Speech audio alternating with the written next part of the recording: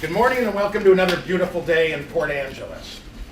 We end our candidate forum on this election cycle, I think, apropos by going back to the school races. We as a business association know that as our schools prosper and do great, so does our economic climate. No matter what, there'll be 2 new board members, and there could possibly be 3 new school board members this year. So the decisions we make are crucial. The ballots come out tomorrow. So let's not waste any more time.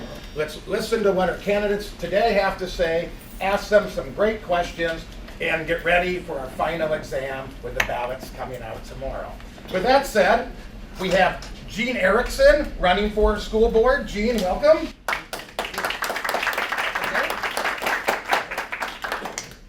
And Josh Jones. Josh, welcome. It's the same format, 5 minutes for introduction, 2 minutes to add on. We go to questions by members first and then guests and end with a 2-minute close. Gene picked closest to the number, so he starts first. So Gene, 5 minutes to tell us about yourself and why you're running. Thank you, and thank you for letting me speak. I'm a former teacher. I was a substitute teacher in the Port Angeles district up until this year. This is the first fall that I haven't worked, and I'm a little restless. I still have fire in my heart. I want to serve, perhaps in a different way and not in the classroom. I lived here for 20 years.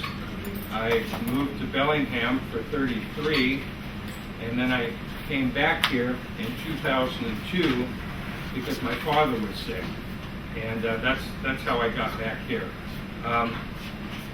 I was the first college graduate on either side of my mother and father's side. My children are the next 2 college graduates on both sides of my family, so we're a success story in that way. My daughter's degree was in early childhood education, so I get that a lot. I have a background in special education, but I don't have an endorsement. I did everything with the special education, but I didn't have time to do the student teaching. So, and I'm a kind of a late bloomer. I was 33 and 34 years old when my children were born. I was 44 years old when I became a teacher in 1993. And I'm 66 now, and I'm ready to move on. This is another chapter in my book. I've done a lot of things. I want to continue this and to serve, and I'm thinking that perhaps I saw the opportunity. This might be a good way for me to do that. I don't really like getting up at 6 in the morning every day to go to school, and I'm thinking, they meet around 6 o'clock. I could probably do this. So anyhow, so that's one thing I'd like to say. I have a intimate knowledge of the buildings. I've been in Monroe, Fairview, all the high school, a lot of the classrooms. I know kind of what we're up against. I've worked in 4 school districts: Bellingham, Mount Baker, Crescent, and Port Angeles. And I've been here since 2002. And to top it off, which is a real treat, by the way, I had great parents too, my mom and dad. My mother graduated from Roosevelt High School in 1936, and my father was from Iowa, Chicago, and Minnesota. And so I'm a kind of a local guy in that respect. But my parents were always pushing me to do well, and I did pretty well. Like I said, I have fire in my heart. I want to keep continuing to serve. How many minutes do I have? So we got a minute and a half. Oh my gosh. Anyhow, so that's kind of where I'm at. I've been here. Oh, I know. My father was a carpenter, and he worked for Del Guzzi Brothers Construction, and he was a foreman. And he built our house that we live in 1954, and I'm living in that now. I'm living in my parents' house, and I remember playing on the floor, playing marbles and stuff. And so it's real exciting to live in the house that your dad built. Thank you. Thank you, Gene. Josh, 5 minutes, please. Well, good morning. Thanks for having me. It's nice to see many of you again. I'm Josh Jones. I'm running for school board, Port Angeles District Position 3. I was born into a family of educators. Both my parents were public school teachers. I, myself, as a physician, have greatly benefited from our public school system in Washington State. I graduated from Kelso High School in 1994 and from the University of Washington School of Medicine in 2002. And then my wife and I decided to move back to Washington and chose Port Angeles in 2010 to come and raise our kids. I have 2 children in the Port Angeles schools. Anthony is 7 and he attends Roosevelt, and Catherine is 9 and she attends Franklin. We love it here. I believe that I would be a very good school board member for you guys because I believe in education, but I also believe in sensible and sustainable economic policy for our schools and for our community. I know that communities benefit best, as Andrew said earlier, when we have a vibrant school district that provides both good students that can become good workers when they graduate and good citizens as well. There are several really important issues that are facing our school district. I think the one that has been getting the most attention lately is replacement of facilities, especially with the high school bond having been defeated last year.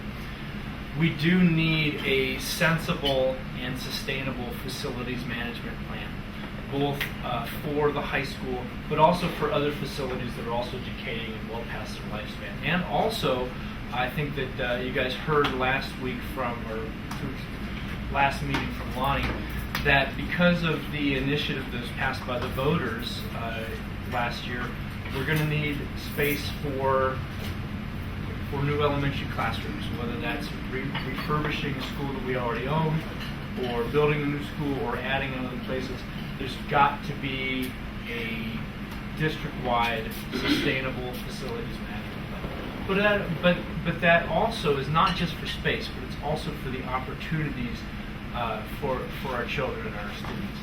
The high school and other facilities, they don't have the technological infrastructure to be training the students in ways that are going to make them into good workers once they graduate. They're also not that safe at this point. I mean, you look at the high school, the ability to control the ingress and egress points at the high school is abysmal. And those are things that, especially in our climate today, we need to be thinking about. I also believe that we do have a certain amount of mandatory testing that has been foisted upon us by the Common Core, No Child Left Behind, and although I think that those are things that we must, mandates that we must meet, we have to do it in a way that minimizes the impact on actual teaching in the classroom.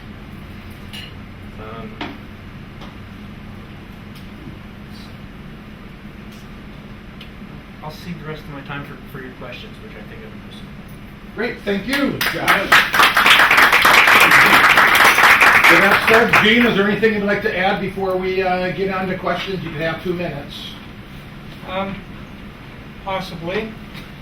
I like everything that this guy said. I like everything that I say. And I'm going to tell you right now, and just no matter who gets this position is safe. This position is safe. We're going to do this. And I feel really good about that. And whether I win or lose, I feel like we can do this. I feel I'm the candidate because I know education a little more, perhaps. But then again, we'll see. But thank you. Very good, thank you, Gene. And again, Josh, anything to add before we go to questions? Yeah, I'll just spin right off on that on what Gene said. You know, I actually agree with him, and this has been a great opportunity for us to get to know each other in ways that we probably wouldn't. I do think that the kids are going to benefit no matter the outcome. I think that I am the candidate because I've got a really good, keen mind in figuring out problems. Although I haven't worked on a school board before, in my position as medical director at Peninsula Behavioral Health, I've worked on the other side of working with the board, and I know how it's successful, and I know how there can be problems. And I really want the Port Angeles School Board to be an effective board to, you know, essentially the board hires the superintendent and passes big policy decisions, including the budget. And I think that those are the things that the board is best at focusing on and should limit its focus to those things. I believe in public service, you know, I'm a community psychiatrist in a rural community, and I'm also an Army veteran of Operation Iraqi Freedom. So I believe in giving back. I look forward to questions. All right, very good, thank you. With that said, let's go to questions. George. As you know, the percentage of special ed, both mental and physical students in school districts is hardly uniform. And George, I'm sorry, can I have you speak up a little, please? The percentage of those students in our state schools is highly irregular, and some districts have much higher percentages of special ed. And in the past, I was told that our school district has a above average number of special ed students. Having volunteered at grammar schools on the bicycle front, it's wonderful to see the attention that the special ed children do receive for their capabilities, whether it's a tricycle or being held by a teacher's assistant or whatever. My question is, would you support state funding of special ed students so that particularly smaller, less affluent school districts have the support necessary to fulfill the state's mandate for disadvantaged children? And we'll start with Josh. Your thoughts on state funding of special education? Yes. I mean, yes. That's the easy answer. I mean, the more difficult answer is, you know, where does that money come from? I mean, I think all students need the opportunity to succeed to the best of their abilities. One of the things that has been very frustrating, I think, for everybody is, you know, with the advent of No Child Left Behind and similar legislation, the pinning of funding to schools based on graduation rates, when you know, of all comers, when you have special education students who, you know, who make that goal unobtainable. So you have to look at it in a little bit of a different way, and I think that our nation is finally figuring out how to do that. Yes, I support state funding for special education. The trick then is, you know, where does that money come from? How does it get paid for? How does it get distributed? Those are incredibly complex questions. But you know, in direct answer to your question, absolutely. I think that the integration of special education students into our schools absolutely benefits them, but I also think that it benefits the rest of our students as well. The interaction with others who are different than you, others who are differently capable than you are, only enriches our students' abilities and willingness to be good citizens and good workers when they leave public education. Gene, your thoughts on special education and state funding? Yes. And you can never have enough funding for special education. I have a background in special education. I've worked with some of the teachers through the district that are in special ed. My wife is a retired special education teacher, and I know a lot about this, and you can never have enough funding. And wherever the funding comes from, I know our numbers are slightly higher than the state, and but it's just an anomaly that we need to keep this going, and we do. The programs are there. And the special ed teachers in this district are wonderful. Thank you. Very good. Next question. Esteemed past President Kyle Murray. You mentioned the need for facilities upgrade or replacement, not just the high school and other schools. You also saw the voter pushback to the $100 million bond issue last year. If elected, what course would you pursue in terms of either serving the same bond up to the voters again, trying to take a different tax, scaling it back, like splitting it by 2/3, maybe focusing on another school first, all the different options that are on the menu? What would you pursue if elected? And Gene, you'll start. Yeah, okay. 62 to 48. It needed 60% to pass and 48% voted for it. So the 98 million thing, probably not. The plan was, I believe, to keep the auditorium and keep the gymnasium complex and kind of go from there. This is the only high school that I've ever worked that, how we say, is a rambler. In Bellingham and Mount Baker and some of these 12K joists too. But 2 stories. And Port Angeles is a rambler built on a hill.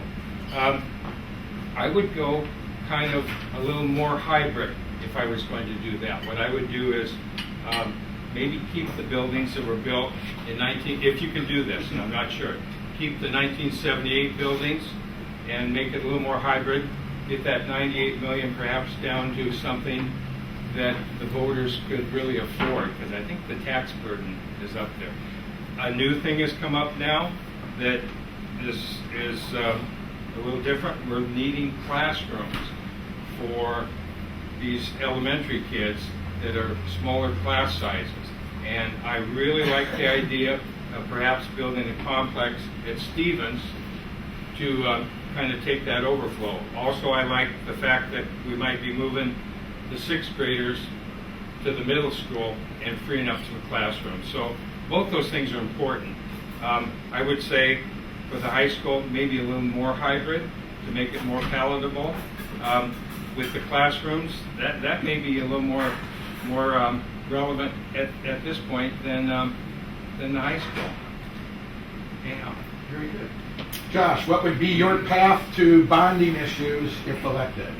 We can't put the same bond in front of voters. I think it was a resounding message back that the bond that was put out was not palatable to voters, and that's fine. You can have the greatest scheme or greatest plans in place, but if the voters reject it, then you're nowhere. And I think we're back to the drawing board there. Obviously, we're going to have some scaled down bond to put in front of voters. If that means that we need to approach the replacement of the high school piecemeal, so be it. And I think that's probably where we're going to have to go. I love Gene's description of it as a rambler. It really is, and it's I think it's unsafe. The ability to control the ingress and the egress points at the high school really puts our students and our teachers and staff at risk, especially in today's climate. I think we've got to do something there. But I think that those are some issues that weren't put out in front of the voters as much last year. And I think last time, and I don't think that some of the voters really quite understood the dire needs of the high school. It's not that the high school is ugly. It's that it's not safe and it doesn't meet the educational needs of the students. I've got teachers that tell me, look, and we've got great teachers in the schools. Great teachers can teach when they're given the right tools. At this point, the schools are not the right tools. They just don't have the ability to put computers in the places that they need. They don't have the ability for students to get drinking water in the high school except in 2 water fountains. So we've got to replace that. We've got to replace it at some point. What we end up with, I don't know. It needs to be developed from better communication with the community, more open communication with the community. And then we also, as Gene said, we have to look at what we're going to do about increasing the number of classrooms for elementary school students. I think that it's probably just a blessing, fortuitous blessing that the Fairview School wasn't sold. That may be an option for us to look at. But there's lots of options on the table.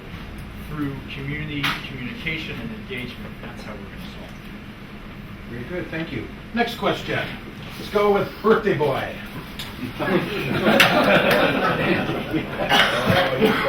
You're all right. Never get the wheels greased. You know that school construction funding dollars come from revenue from managing trust lands. And that's important. Not only that, local jobs, family wage jobs, really come from the harvest of trust lands. So there's an issue there of health. And so my question to you is, Randy Doran, the Superintendent of Public Construction, sits on a board of natural resources that oversees the policy development for how trust lands are managed. Do you think he's doing a good job? If you don't think he's doing a good job, it would be interesting to hear that. But my bigger question is, do you think that the whole school system has sort of a self-serving reason to be more involved in how those lands are managed, both from the revenue standpoint, there's construction, and the working jobs? So Josh, we start with you. Your critique on the state superintendent of schools and just the nature of the state school system. Well, may I call you Mr. Birthday Boy? Yeah. Well, I mean, obviously, I know you have strong opinions on this because that is a very loaded question. And although I cannot, I really can't speak to Mr. Doran's performance. I really can't. What I can say is that I agree that the trust land money should be made available. As it should be. And I think management of those lands would be great for the local economy. That's of course outside the scope of what the school board can influence.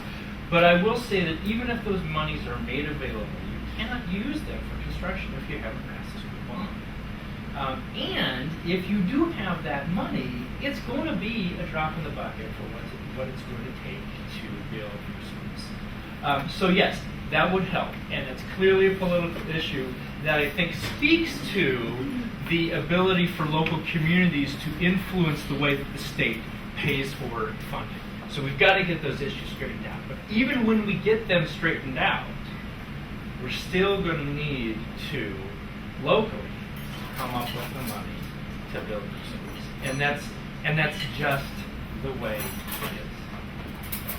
Very good. Gene, do you wish to critique the Yeah. state superintendent of schools and your thoughts on the state funding? Doran's okay. I like Billings and some of the other people that were there before that a little better, but he's okay. The funding thing, it's just not that much. Timber used to be everything throughout the years, and it's just not that much anymore. I do remember back in the early 80s when they passed, they put the lottery in front of people and they said this money is going to go to education. I thought, okay, this is good. So I voted for it, and lotteries were big during that time, and it did really well. And suddenly they thought, wow, it's bringing in so much money, we're going to put some of this in the general fund.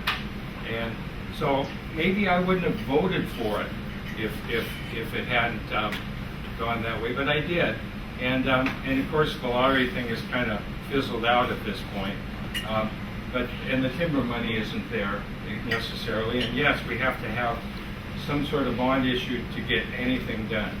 I do remember recently, I was looking in the paper, I get the Seattle Times, they have a levy or a bond for something they're doing with their traffic thing and whatever, and they were talking about how much it would add per month to the tax burden of the Seattle residents, and it was like $18 a month.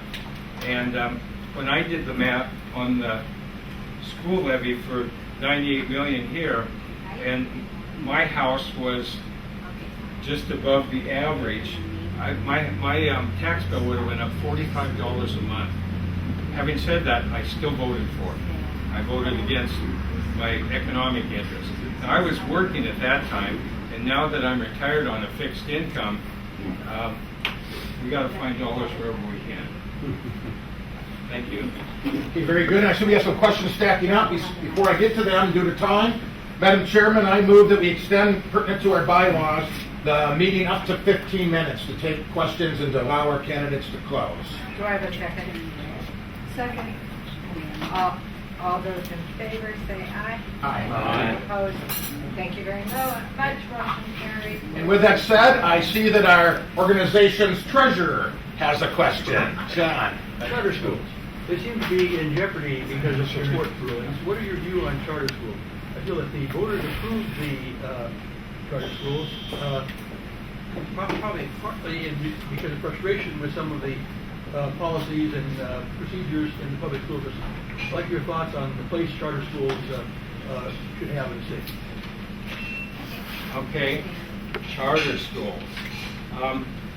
As a school board candidate, I like charter schools. I like the concept. What I don't like about charter schools, and they're in limbo a little bit now because of the apparently the people that are on these boards are not elected. But they're gonna sort that. Excuse me. They're gonna sort that out. I like charter schools. I like the concept. I don't like that they take away monies from the public schools. You know, we fund them, and does that make sense? Okay, they take away. So as a board member, the state funds charter schools, and that takes away from the public schools. And part of my job I'm running for is a public school board. So I like charter schools. I like the concept, but that's my feeling. What do you like about charter schools? I like the fact that they approach things in a different way, maybe a unique theme, that sort of thing. I love that. I love the concept. Why not adopt those policies in the public school? They do, kind of. Well, you've got Lincoln School, kind of special in some sort of way. You know, you've got different schools like that. They do that, but a charter school has more leeway, for sure. But as a school board member, my first goal is to service the public schools. I like charter schools. Josh, your thoughts on the charter school, and then with follow-up questions, what do you like or don't like, and how, if anything, we can incorporate those ideas into our own public school? You know, I think that I think the charter school movement's been born out of a frustration with public schools, with a lot of money in some areas being the voters feeling that the money's being squandered or not used most efficiently, and I can resonate with that. We want our money, our limited resources, to be used in the most efficient, most evidence-based way to educate our students. The problem that I have with charter schools is public money being used for essentially private institutions without public control, and I think that's the big issue. If you want to send your kids to private schools, and that's fine, do so. There are some barriers to enacting some of the things that you can do in charter schools in a larger public school district, and mostly those barriers end up being time. Charter schools being smaller institutions, they can be more flexible more quickly. If you've got a larger organization like a public school district, you've got more stakeholders, you've got more people to give the okay. You can still do some inventive things, such as more STEM classes, science, technology, engineering, and math, and have different tracks for students. But when you enact those in the public schools as opposed to the charter schools, you're able to provide this for a lot more kids. And that's what I think we need to do in this community. Flexible charter schools, perhaps even doing like a magnet type school, a magnet school type thing in Port Angeles. That idea has been around for some time. Those are things that we can look at, but I really object to public money being used in education without public control. Very good. Throughout the debates with the school board, we've heard a lot about timber. We now have a question from Phil Kitchell, our new county consultant. We had a statement made by Josh that timber was a drop in the bucket Well, in terms of school construction. The DNR manages 1.8 million acres of trust land with an assessed value of $9.5 billion. It's not a drop in the bucket. And as we see increased harvest levels, we see more money to school construction fund.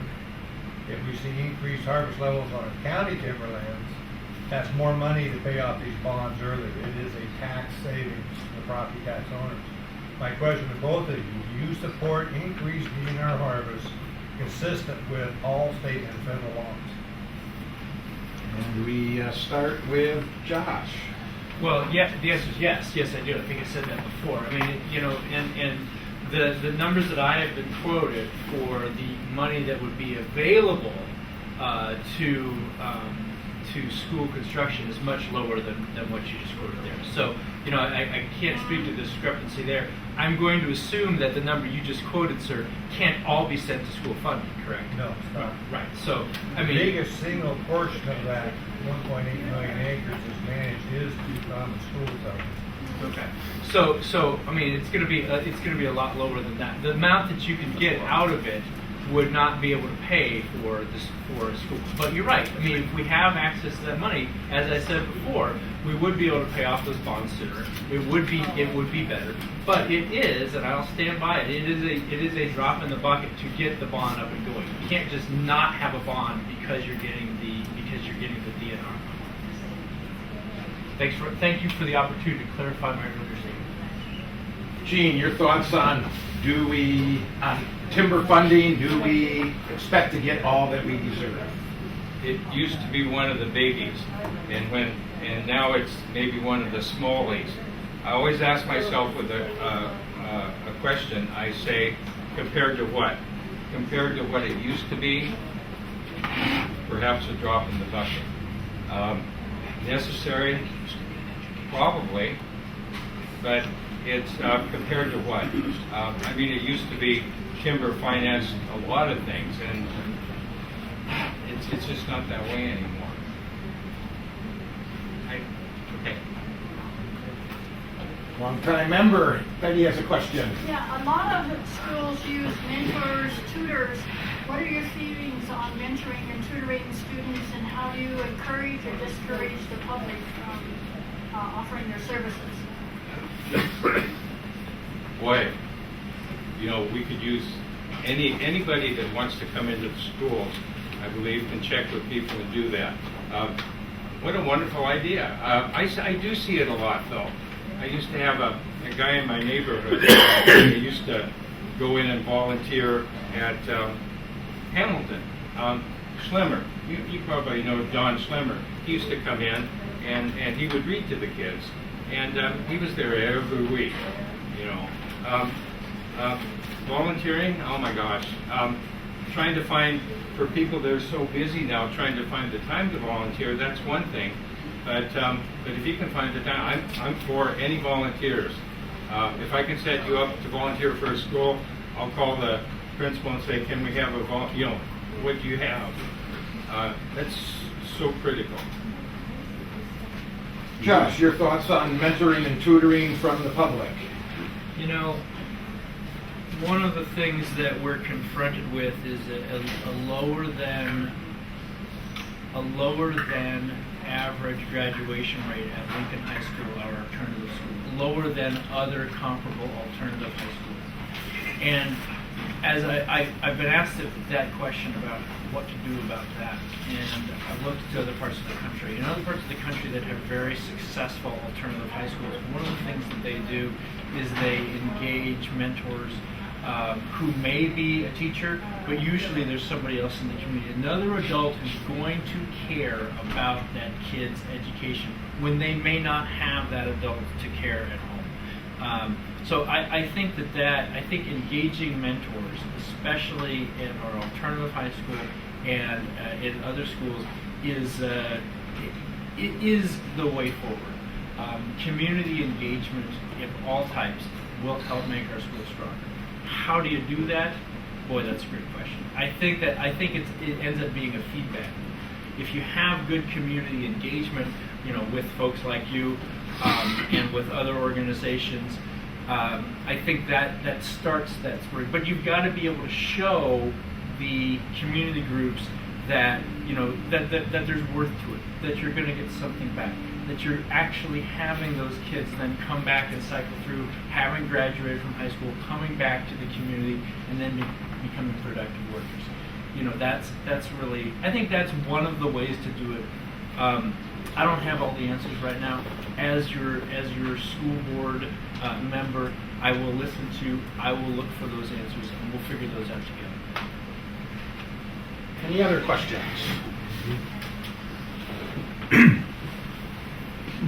So, Schools are institutions of both process and place. What, if anything, would you do or do you favor radically accelerating the adoption of easily affordable technology to improve both the processes and the place of our schools? Josh. Can you say that again? Radically, that was such a neat turn of phrase. Can you say it again? Certainly. An economist back in the 40s postulated... Wait, that wasn't what you said. No, but I'm working up to okay. it. Postulated the technology halves in its cost and doubles in its capacity every 18 months, and it's still true. Which means that almost every dimension of technology is much more affordable now and much more capable than it was 18 months ago.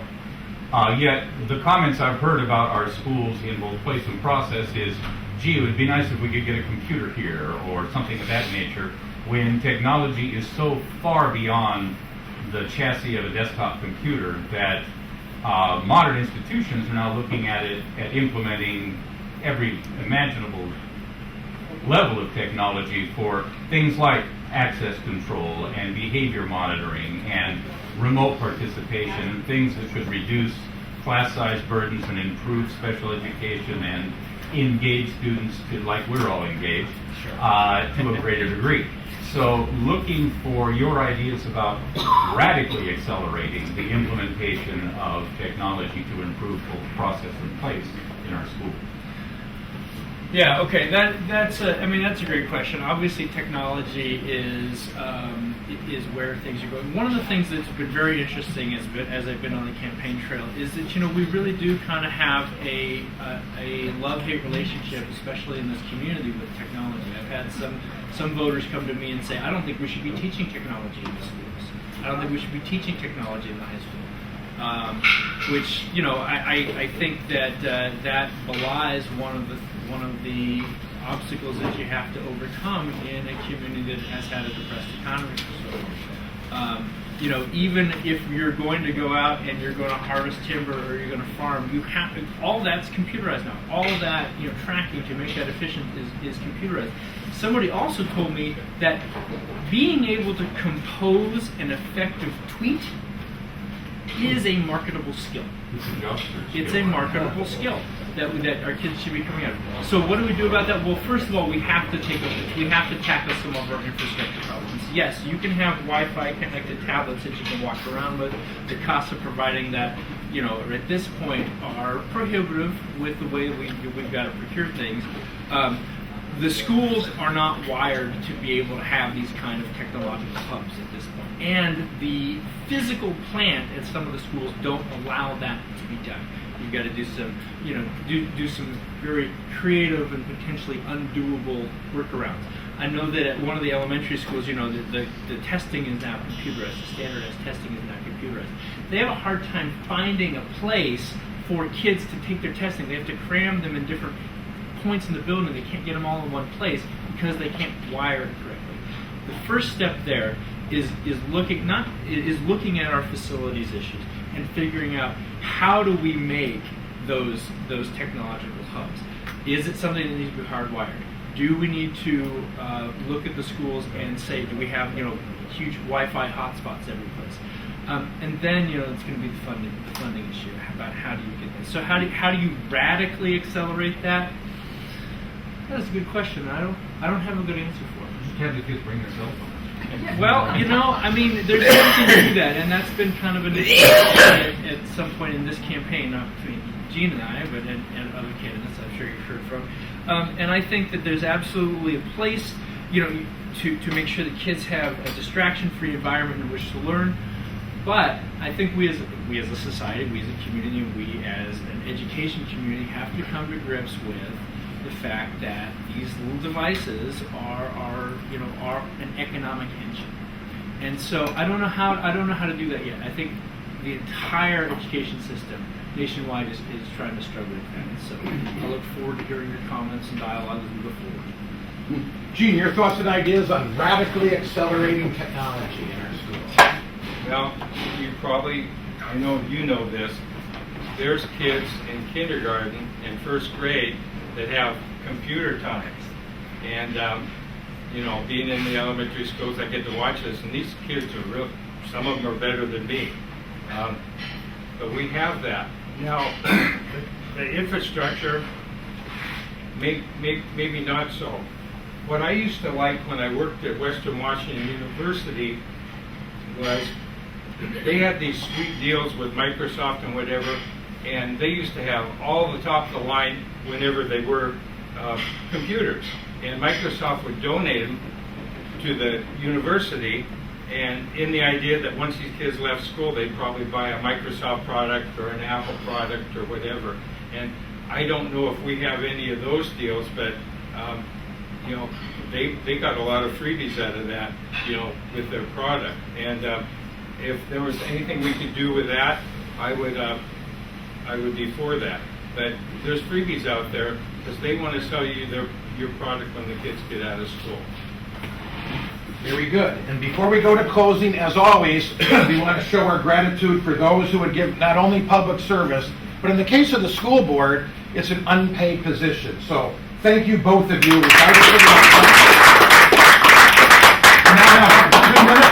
now have up to 2 minutes for a close, and Gene, you'll start off.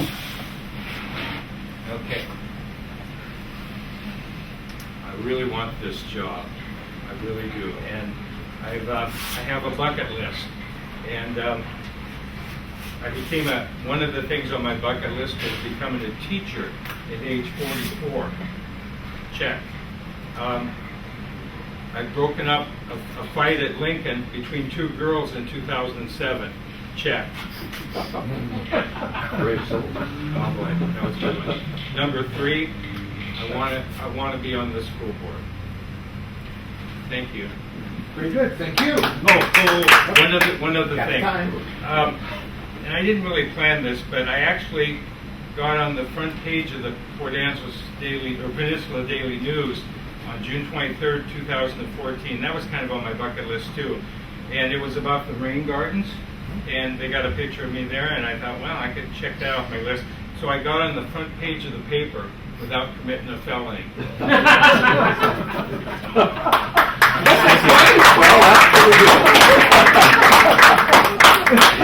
Josh, follow that. Well, that is on everybody's bucket list.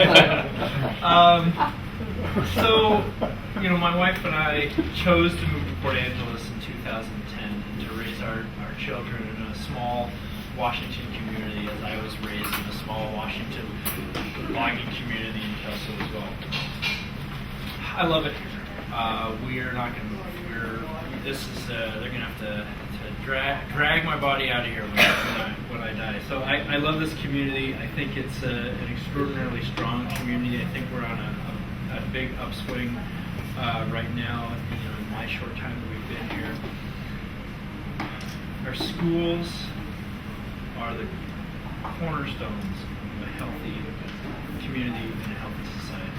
Education is the silver bullet to righting inequalities in opportunity, in economics, in cultural issues, and they strengthen our community and our democracy. I want to be your school board member because I want to bring key analytic mind to problems that are facing our schools and by extension our community. I'll do my best. I don't know everything now. I won't know everything then either. But as a school board member, I'll listen, I'll talk to you, and we will come up with solutions together. Thank you very much, and I would appreciate your vote. Thank you, gentlemen.